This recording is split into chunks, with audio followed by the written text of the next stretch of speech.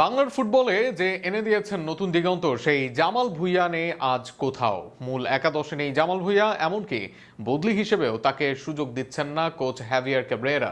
দেশের ফুটবলকে ধ্বংস করেছেন, এবার জামাল ভুঁইয়াকেও যেন অপমান করছেন ক্যাব্রেরা। প্রেস কনফারেন্সে এনে জামালকে ডাকলেও মাঠে সুযোগ দেন না এই খেলোয়াড়কে। ক্যাব্রেরার জামালকে সুযোগ না দেওয়া ও তাকে অপমান করা নিয়ে থাকছে প্রতিবেদন।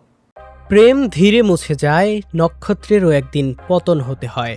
তর্কের খাতিরে আমরা মেনেই নিলাম হয়তোবা জামাল ভুঁইয়া আগের ফর্মে নেই, জামাল ভুঁইয়া নিজের সেরা সময়ে নেই।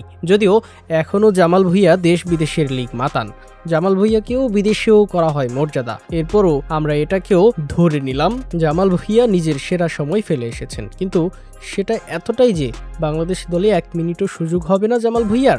এখনও দেশের অনেক তারকার যে ভালো অবস্থানে জামাল ভুঁইয়া, মাঝমাঠে সোহেল রানার ভালো না খেলেও নিয়মিত সুযোগ পাচ্ছেন। এমনকি জামাল ভুঁইয়া থেকে কেড়ে নিয়ে তাকে দেয়া হয়েছে অধিনায়কত্ব, অথচ মাঠ ও মাঠের বাইরে যেন দলের নেতা জামাল, মাঠে জামাল যে ভূমিকা রাখতে পারেন সেটাই যেন ভুলে যাচ্ছেন কোচ কাবরেরা।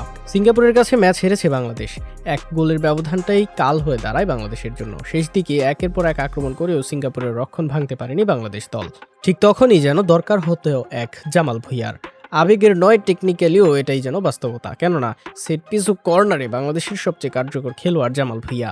শেষ দিকে বাংলাদেশকে রুখতে মরিয়া সিঙ্গাপুর দল দেয় একের পর এক সেট পিস ও কর্নার। রহমত মিয়া, সমিত সোমসহ একাধিক খেলোয়াড় এই সেট পিস নিলেও দেখা যায়নি জামাল ভুঁইয়াকে। অন্য সবাইকে নামালেও জামালকে মনে পড়েনি কোচের।